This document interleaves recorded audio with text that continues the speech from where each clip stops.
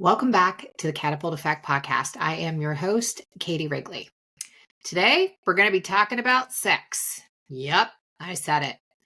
I've been giving a lot of thought into what you really need. And this idea that I've noticed coming up, there's so much shame around sex and it's ruining it. So that's what we're going to talk about today. Stay tuned. I will be right back and we're going to dive in.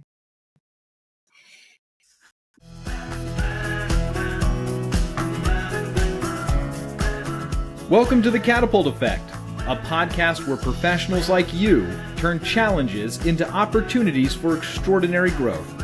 If you're tired of struggling, feeling lost, and ready to catapult yourself into the best version of you, then you're in the right place. Here's your host, Katie Wrigley. Thank you again for joining me. So like I said, today we're going to talk about sex. So this idea came to me because I'm constantly in my mind wondering, okay, what do you need right now? What can I do? What can I say that's going to help you with where you are? And one of the things, and we see this outside the United States too, but I also know from people who've grown up in other countries that Americans tend to be a little uptight about sex. Take that statement however you want. But we are not the most lenient country when it comes to sex. There's others that are much more uptight than we are, but then there's others that are so much more liberal. But as I started to look at it, looking back at my own history with sex, and by the way, mom and dad, if you are listening, I love you, and this is not the episode for you. Just wanted to put that out there before I went any deeper. Mom and dad, if you're listening, please stop. There's lots of other episodes that are not going to go into this area of my life that you'll be more comfortable with. All right, back to the podcast on there. So the first thing I want to invite you to do is to look at what is your relationship with sex now. Do you have a partner? Do you have multiple partners? But just notice, what is your relationship now? Does it feel healthy or unhealthy? And how can you tell?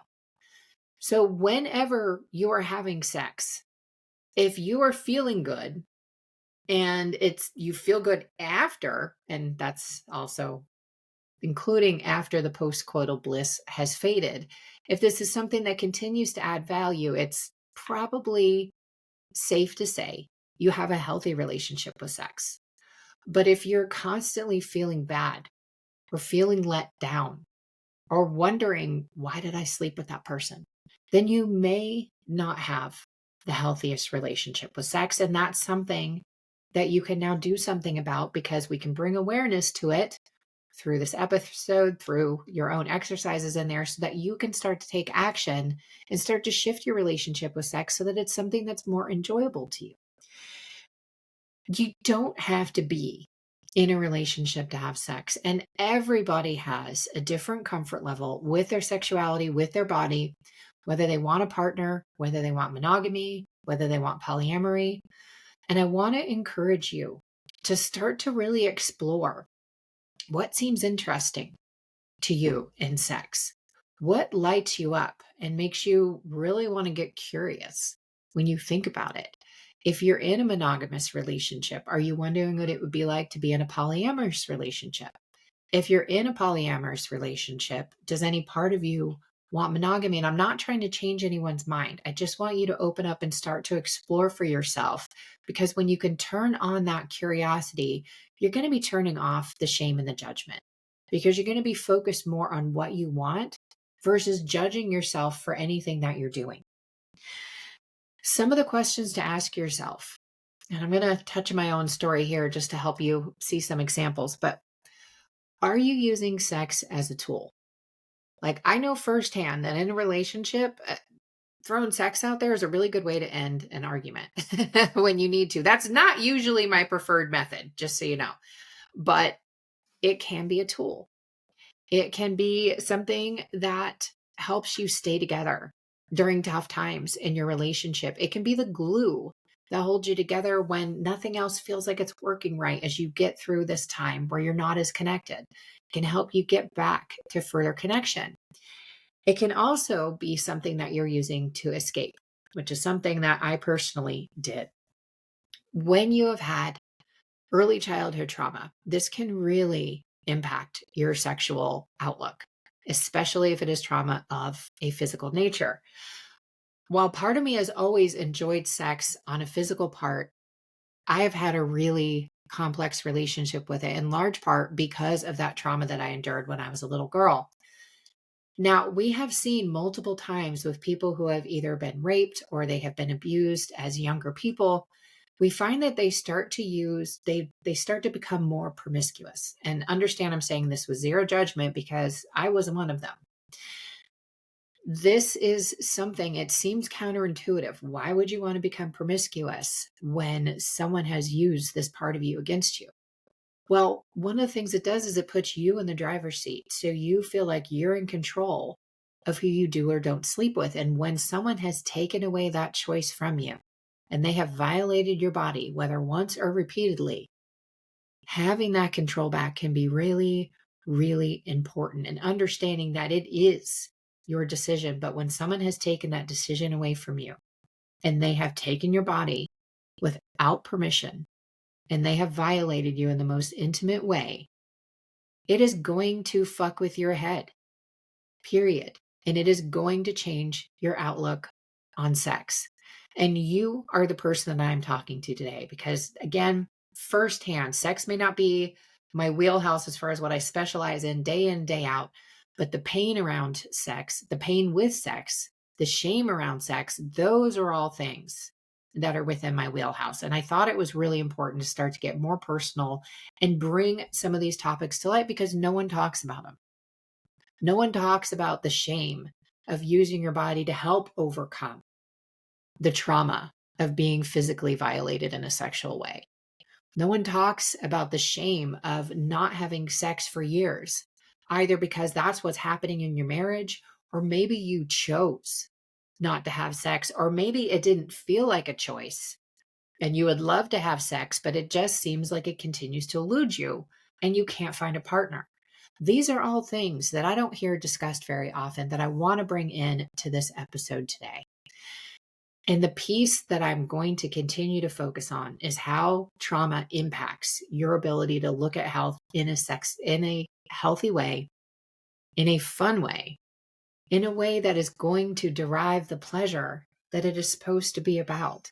That is one of the cool things we get as humans. All animals, well, not all, most animals, I'm thinking of earthworms, they actually don't need to. Don't ask me why that came to mind.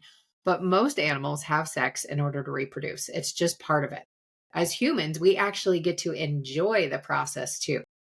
So it's not always just for procreation. Sometimes we just want to get down on a Friday, Saturday night, or maybe even a Tuesday. It's going to be so much easier to do that when you can get clear on what you want. You clear out the shame that is attached to it, and you are more clear on what you desire for yourself. Whenever there's going to be shame involved in sex, and we see a lot of shaming coming from religious institutions as well, it's going to be dampening that experience. It's going to be taking something from you, and it's going to be taking something from your partner. Like, I'm thinking back to some of the funnier episodes on Sex in the City. And even though obviously it's a fiction and a drama, there was one of the episodes where I think it was Miranda was sleeping with someone who had a Catholic upbringing, and he had to shower after they had sex, and it was starting to really mess with Miranda's head. And when she said something to him about it, he got super defensive. That episode is a great example of what it looks like when someone has a very active shame pattern around sex. You have to clean up afterwards, and you can't talk about it. And a lot of times, like, you aren't even supposed to be looking at their body parts, but yet sex is what we put out there in marketing to help sell. So it's already creating a complex conundrum within society, regardless of what your own personal feelings are around this. So I want to go into, before I go into my own story here to help it be relatable to you, is I also want to say is, do you think it's saying anything about you if you don't have an active sex life right now? Is it making you feel like you're less than someone else who does?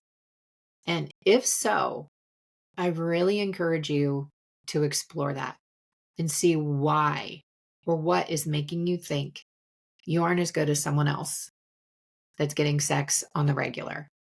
Because I can tell you it's not your looks. It's not your weight. It is your mindset. Because we see people of all shapes, sizes, walks of life, everything. They are capable of having sex. So it is not you or anything that is wrong with you, but there is something on the way that you are viewing sex that is keeping you from being able to have more of that in your life. It's keeping you from bringing in a partner if that's what you're looking for, or partners if you know that you want to be in a more polyamorous kind of open relationship. There are so many different ways that you can explore and define this for yourself. And I really want to encourage you to get creative. You only have this one life to live. As long as you're being safe and you're being honest, there's nothing wrong. And of course, as part of that safe and honesty, you are making sure that these are consenting adults only who are involved in these activities. So just want to get clear on that. We want to be safe. We want to communicate clearly. We want to be honest. We want to be very honest, especially if we're doing ethical non-monogamy. And absolutely needs to be consenting adults. We're not going to talk about anything other than that. So as we're talking about this discussion, just to be clear, these are the people we're talking about. So this is where I wanted to share a little bit of my personal story, because all of those questions that I just threw out there, those are questions that I've asked myself. And when I look back over my history, when I was first disabled in 2018, I chose to take a year off from dating. And I was white knuckling it, in part because I gave up men, meat, and alcohol all at the same time. Meat and men did not stick. Alcohol did, but it was a little bit too much to give up at once. And so, whoops, had a couple backslides. But I did actually manage to go a whole year without sex. I did not take that time to dig into any of my motives around sex, any of the things that I really liked or didn't like. And I got a long list of stuff I don't like because I was promiscuous for a long time and it taught me a lot. Get into that in a moment. But that year that I took off, I didn't really touch any of the stuff that had been impacted in my interpersonal romantic relationships. I hadn't gotten to that level of healing yet. So what happened when I went back out into dating is I did the same thing and I rushed into sex too quickly for me. Now, again, this is not saying anything about when you choose to have sex, but for me, I know that I need a long trajectory and I want to know the person before I sleep with them. And I know that I no longer want to have sex outside of a committed monogamous relationship. That is not the way that I've always lived, but that is absolutely, without a doubt, what I want for myself now. But just taking that break, and that was 2018, 2019. All it did was teach me how to help myself on my own when there was no one else around to a much better degree, which is, by the way, never a bad thing. But it didn't help me to take anything and create a healthier sex life for myself. My sex life has always been fun, even in the times when it wasn't. There's always been an element of fun to it, but I didn't take anything for it to be able to continue that fun. And so I continued to learn those lessons. I was with people who didn't have my best interest at heart. And then I took another break that wasn't super intentional. And again, now this time I was doing more healing. And then I was ready to have a relationship. And my last relationship lasted about a year and a half. Someone who wasn't really energetically in alignment with me. Great person for someone else, but for me, we just didn't mesh. And again, I hadn't done deeper work. So after that year and a half relationship ended, I really took it seriously. It's like, okay, I'm not fucking around anymore. I'm tired of going back into the dating pool. I'm tired of being on this roller coaster, these ups and downs with my sex life, with my dating life. I'm done. And so I have just, in the past, I think 2 months, have started to dip my toe back into the dating pool. I've been single for almost 2 years, which means that I have been abstaining from sex for almost 2 years. This is something that has not been super difficult. Now, I do want to say sometimes, again, I think of Sex in the City and a quote Carrie Bradshaw said one time of, I just need to feel the weight of a man over me. There are times, because I am heterosexual, that is absolutely what I want. If you're a woman and you like other women, you may want to feel the weight of a woman on you. It's going to be different for everybody. Of course, I'm going to have urges just like every other human on earth. But here is what this is giving me, this period of abstinence. One, it gave me this space to really do that deeper healing that I needed to do so that I can show up as the person capable of having a long-term relationship. Throughout these breaks that I've taken, I've gotten very clear on the type of relationship I want, what I want the relationship to look like, the dynamics of it, how much independence we have. I have been looking at all of those things, and I now know exactly what I want. And it's given me the patience and the discernment that is going to keep me from jumping into bed with someone before I'm actually ready to. So one of my prior motivations for sex, and a lot of people's prior motivations for sex, is that it's so much easier to hop into bed than it is to let someone get to know you. It's much easier sometimes to let someone see you physically naked versus emotionally naked. And that was a huge driver behind my promiscuity, because part of what I used to need before I took this break was I needed that validation. Having sex with a lot of different men, or a lot of different men wanting to have sex with me, made me feel like I was sexy. It made me feel like I was worth something. It made me feel like I was desirable. Now, the flip side of that is, because it was just empty sex, it was actually doing more damage to me, because the way that I'm wired, again, everybody's different. So please don't apply what's happened to me to you unless you really feel like it fits. Everybody responds to sex differently. I'm actually kind of a prude, as it turns out, which is not a word that would have applied to me for a long time.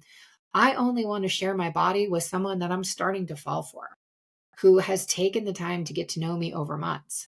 Whether they're having their needs met somewhere else, I don't really care.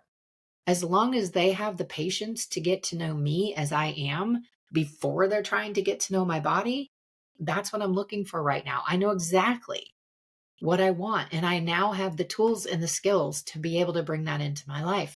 I would not be able to have those skills had I not taken this break and looked back and analyzed my old behavior.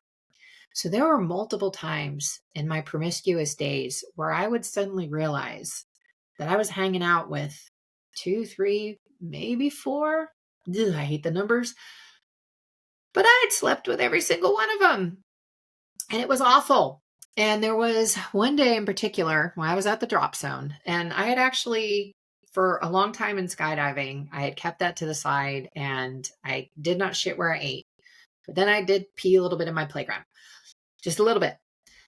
But there was one day I was at a different drop zone, and someone that I was sleeping with came with me. They actually came into town to see me, and we are going to go jump together. And then we ran into not one, but 2 other men that I had slept with. And now the person who had come in from out of town, I'd actually been super transparent with him. So he knew exactly who I was. He knew my partners, et cetera, et cetera. So he actually thought it was absolutely hilarious. I was horrified. The other 2 men that were there had no idea. One of them I didn't really interact with much. But the other one, when he actually hugged me, he propositioned me again and said, hey, anytime you want to go for another roll in the hay, I'm up for it. And suffice it to say, that wasn't the most appealing invitation, not just because I already had someone with me that I had an actual sex life with, but it just wasn't that great of a night in general. I'm digressing.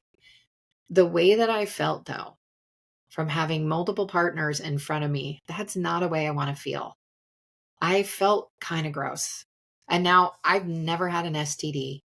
I've never had a venereal disease. A lot of people do, and that adds to the shame. And there isn't any shame around it. All you need to do is let people know what is going on with you.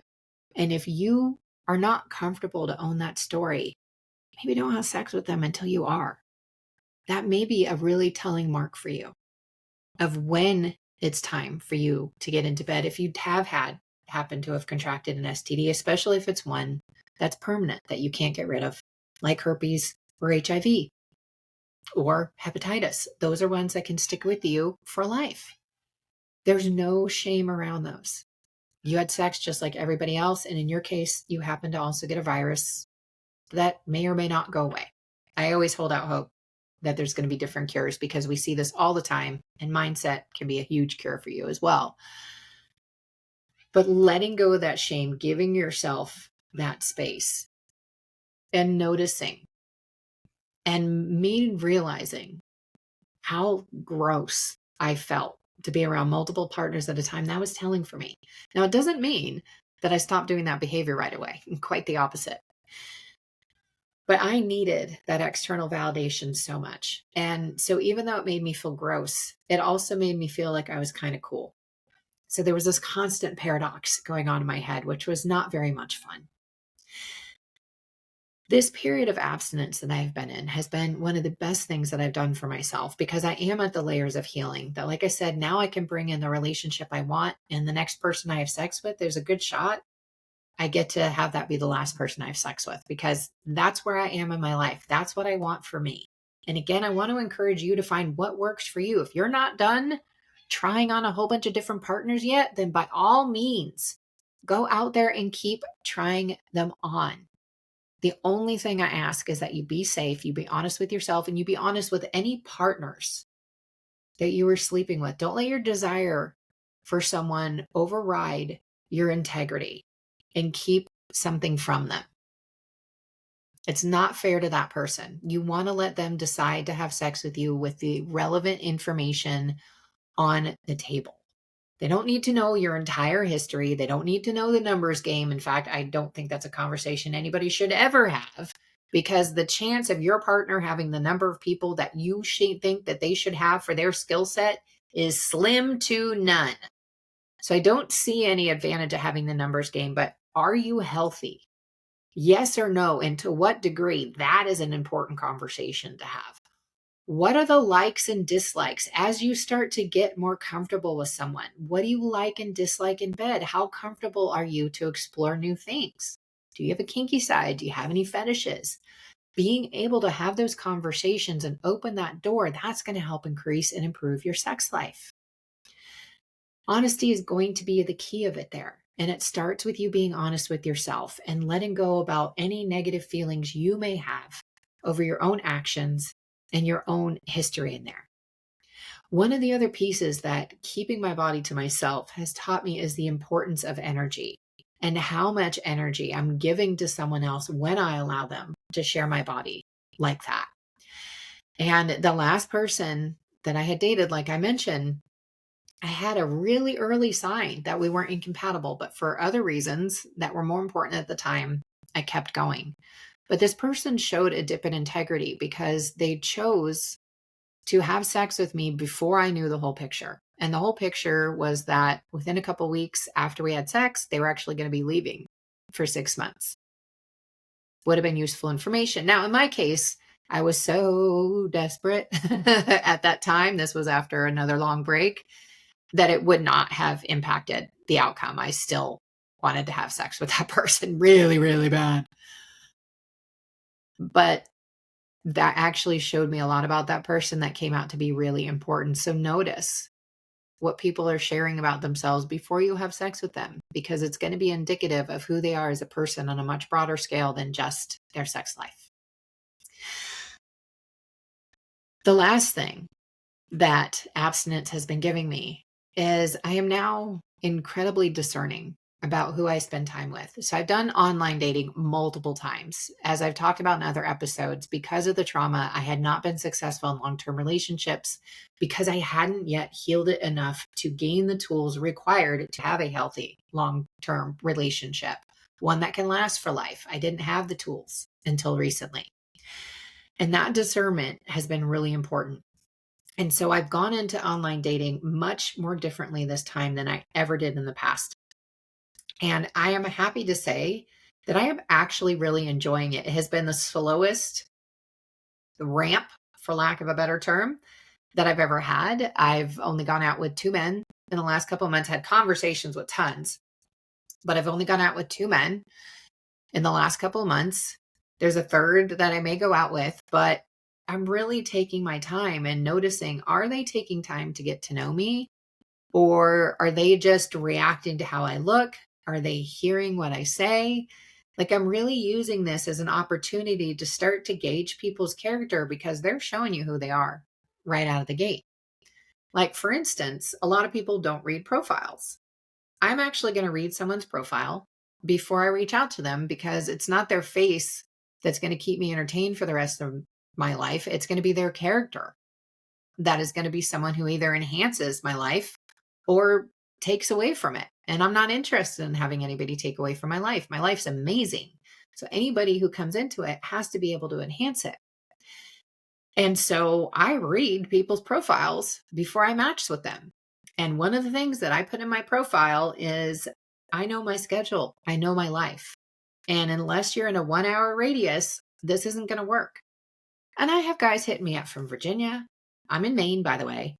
Virginia, Massachusetts, New York, Maryland. Like, huh? So I'm not going to match with them. I had someone else just lay out all of their dating angst that they'd ever gone across. And the guy actually came across really interesting. And then he kept talking. And I was like, holy cow. Like, okay, dude, like, good luck. And you actually have a lot of work that would help you to do before you're ready for a relationship. I didn't say that to him, but I just kind of went, wow, okay, that was a little bit of oversharing and good luck to you. We're not a match. And that can be tough, but that discernment, it's giving me everything that I've needed. And it's allowing me to have that patience because I am so okay on my own. And this is something else that has been a huge gift from abstinence is my confidence in myself and who I am as a person. And my awareness of what I bring to the table is so high that I'm not going to settle again. I'm not going to choose someone who's not in alignment with me. And I'm going to continue to progress slowly with people and monitor how it feels as we progress. And if it doesn't feel right, I'm going to sever that tie as soon as I know that it's something that's not going to work, that's not in alignment. I never had that patience before. Like I joked to some of my friends that I used to lead with my pussy because I did. Because, hey, if you're having sex with me, then all of this stuff up here, everything in my head and everything in my heart, you're not going to be nearly as interested in this because I can just keep pushing my body to you and you're not going to notice my heart or my head so much. And that worked really well. There were always men, always people who wanted to get in deeper. And I would make sure that I would do something to blow it up, not consciously, of course, but I wasn't comfortable being seen. It was so much easier to just let them physically see me than to let them see into my heart because I was so insecure with who I was. And I was so not clear on what I brought to the table. All right. So your action item from this episode, if you choose to take it, is one, look at your relationship with sex. How does it feel to you right now? Does it feel like it's supportive and in alignment with where you are? Or does it feel like it may be disruptive and it's distracting you from things that are more important in your life? Notice, do you have any shame around sex? If so, dig into that. Try doing the 5 whys. Why it out. Go 5 levels deep. Okay, why do I have shame around sex? Where is this coming from? And really go back to those origins and then challenge. Is there any truth to that shame?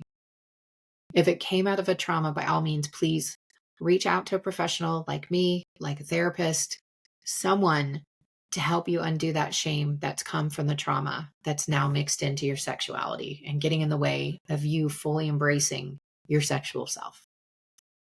And then the third thing I want you to do is really be honest with yourself. What do you want for your sex life? And how important is sex to your overall relationship, whether you have one now or not? How important is it? And how important is it versus other aspects of your relationship or your life? And really measure it against that.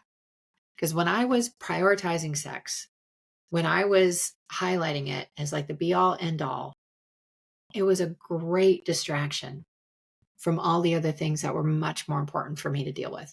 And now I deal with all of those things first.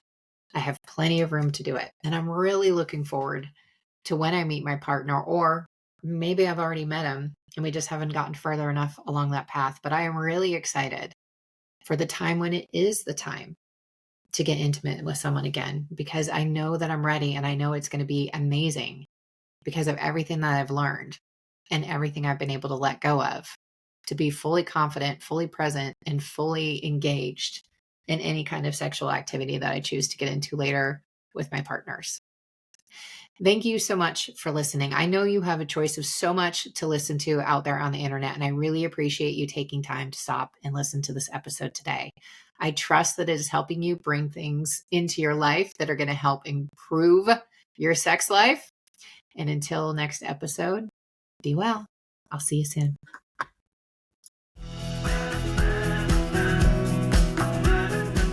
Thank you for joining us today. If you enjoyed this episode, please share it with a friend and leave a 5-star review, which helps grow the podcast and reach others just like you. While you're at it, connect with Katie on social media. You can find her on LinkedIn, TikTok, Facebook, and Instagram as @CoachKTDubs. That's CoachKTDubs. This has been the Catapult Effect with Katie Wrigley. Thanks for listening.